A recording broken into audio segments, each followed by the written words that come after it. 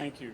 Thank you so much, George, and thanks to the DCI Hall of Fame members and the members of the DCI member corps that made this honor possible tonight.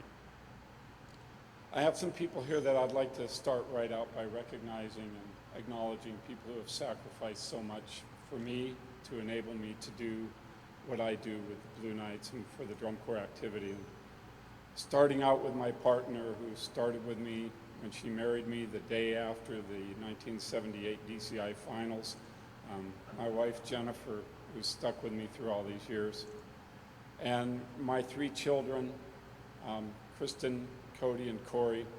Kristen's climbing mountains somewhere in Alaska today, and Cody just started his first day of work as an engineer, finally off the payroll. And my daughter Corey, who is here this evening. And you know, my children, when you talk about sacrifice, knowing that they spent their entire childhood without a father at home during summer vacations, and that Jennifer was there to fill in that gap means so much to me, and it's meant so much to thousands and thousands of young people that we've served. And for my sidekick, who's tried to make some kind of order out of my chaos for the last 20 years, Rosalie Danskin. Thank you, Rosalie.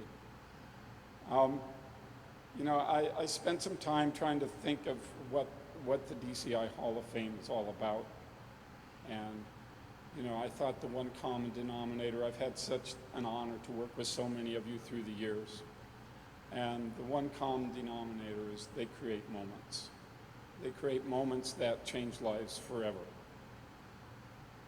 And, you know, I had dinner a few days ago with one of my alumni, and she credited the Blue Knights and the drum corps activity for literally saving her life from a very dysfunctional family, a family that the corps offered refuge from. And she recalled a moment when she was very young and in the corps with George Zingali, where from the podium, from the scaffolding, if you know George, you can just hear it. Marie, my God, Marie, you are so beautiful. You are so beautiful, Marie, in the way you move and dance.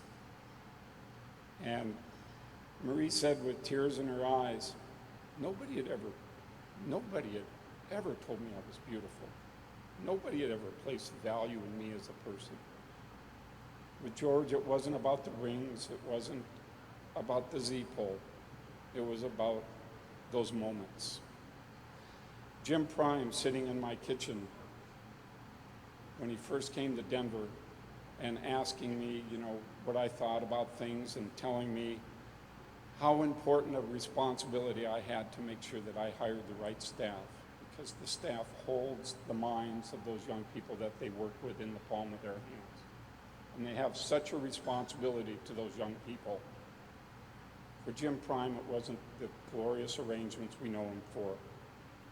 It was the mentoring for a young, aspiring drum corps director at that time. For Jim Jones, you know, I never marched in drum corps. You know, I didn't grow up competing on the fields with each other and all that. With Jim Jones, I started out at 21 years old as a baritone instructor.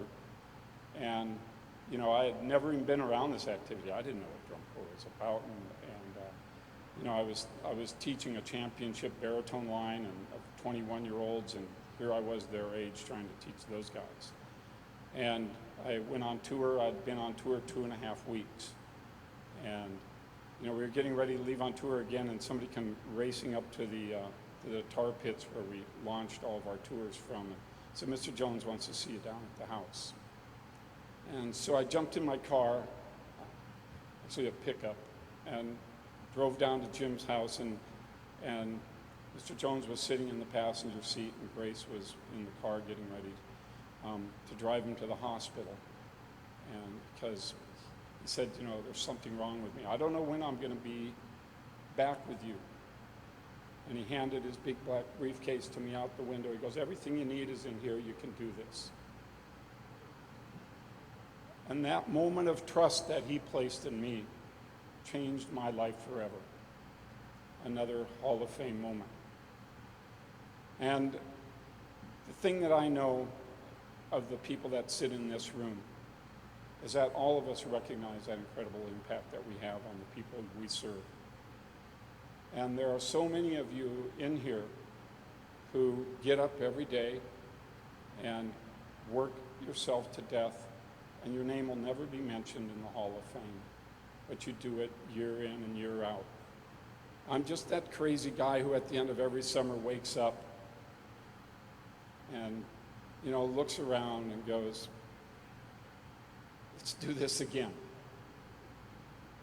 And then I reach out and I find the people that are sitting at these tables standing there beside me saying, let's do it. And this room is filled with you.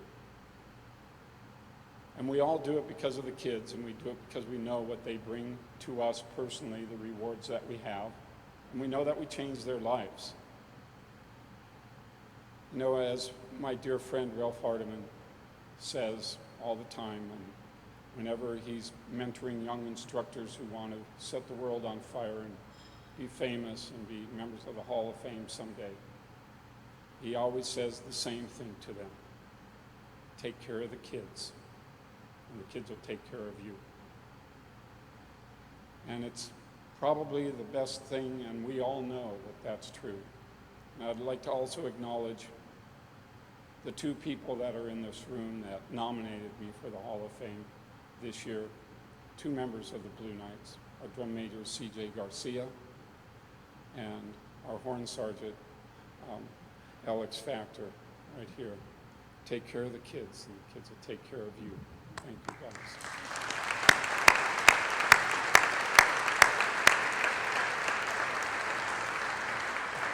And for all of you who wake up every morning and say, let's do this again, what we do is the greatest thing in the world. And for me to be able to stand, I don't know why I should be selected from all of you, because I've done nothing special but get up and say, let's do it again. So thanks to all of you for being here tonight, and thanks for all you do for the drum corps activity. Thank you.